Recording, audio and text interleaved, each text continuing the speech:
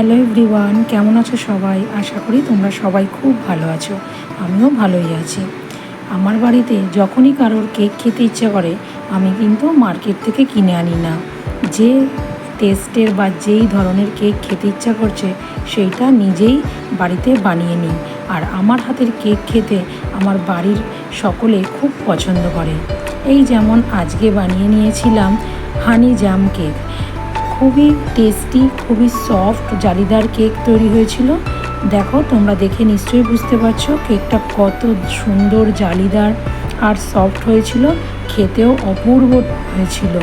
এর টেস্ট কেমন হয়েছে সেটা তোমরা বাড়িতে না বানালে বুঝতে পারবে না। আশা করি তোমাদের ভিডিওটা ভালো লাগবে। ভালো লাগলে অবশ্যই লাইক, শেয়ার, ফলো করে পাশে থেকো। ইউটিউব থেকে দেখলে চ্যানেলটাকে সাবস্ক্রাইব করে নিও। তো প্রথমে একটা বাটিতে রিফাইন্ড অয়েল, টক দই, এখানে আমি ফ্রেশ টক দই ব্যবহার করেছি। কেক বানানোর সময় ফ্রেশ টক দই ব্যবহার করাই ভালো।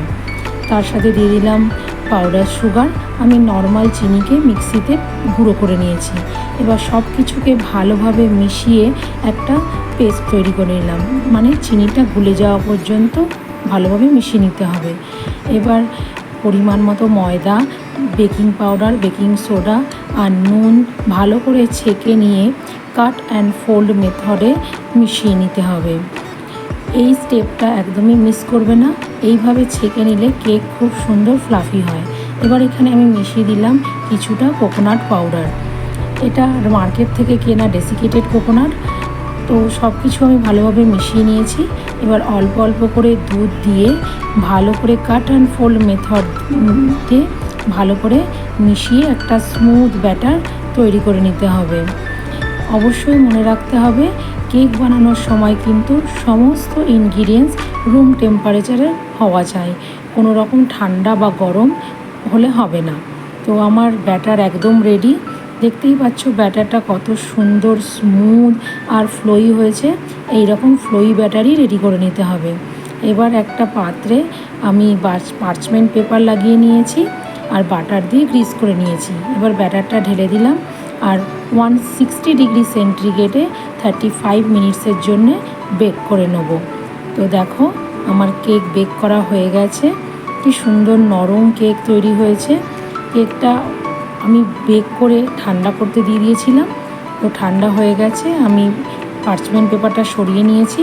এবার টুথপিক দিয়ে একটু হোল্ড করে নিচ্ছি।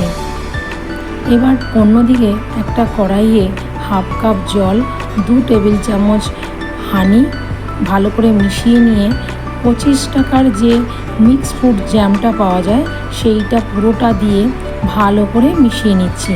এবার হাই ফ্লেমে বেশ খানিকক্ষণ ফুটিয়ে নেব, যতক্ষণ না মিক্সারটা একটু গাঢ় হয়ে আসছে। এখানে আমি মিক্স ফ্রুট জ্যাম ব্যবহার করেছি। এই কেকে কিন্তু মিক্স ফ্রুট জ্যামটাই ব্যবহার করতে হবে। এই যে কিষানের এই 20 টাকা দামের যে প্যাকটা পাওয়া যায় সেটাই আমি ব্যবহার করেছি। তো মিক্সারটা বেশ খানিকটা গাঢ় হয়ে গেছে। এর থেকে বেশি আর গাঢ় করার দরকার নেই, কারণ ঠান্ডা হয়ে যাওয়ার পর কিন্তু মিক্সারটা আরও বেশি গাঢ় হয়ে যাবে। তো ফ্লেমটাকে বন্ধ করে দিয়েছি। এবার নেড়ে চেড়ে মিক্সারটাকে ঠান্ডা করে নিচ্ছি। ঠান্ডা হয়ে যাওয়ার পর মিক্সারটা বেশ খানিকটা গাঢ় হয়ে গেছে। এবার কেকের ওপর দিয়ে দিচ্ছি। ভালো করে হালকা হাতে স্প্রেড করে দিয়েছি।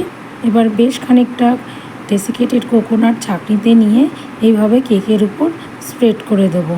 স্প্রেড করা হয়ে গেলে কেকটাকে 10-15 মিনিটের জন্য ফ্রিজে রেখে দেবো। তারপর ফ্রিজ থেকে বের করে পিসেস করে কেটে নেব। তাহলেই আমাদের হানি জ্যাম কেক একদম রেডি। তাহলে বন্ধুরা, কেমন লাগলো অবশ্যই জানিও। আর বাড়িতে বানালে খেয়ে কেমন লাগলো সেটাও কিন্তু জানিও। তাহলে চলো, এখনকার মতো আসছি। Thanks for watching. টাটা।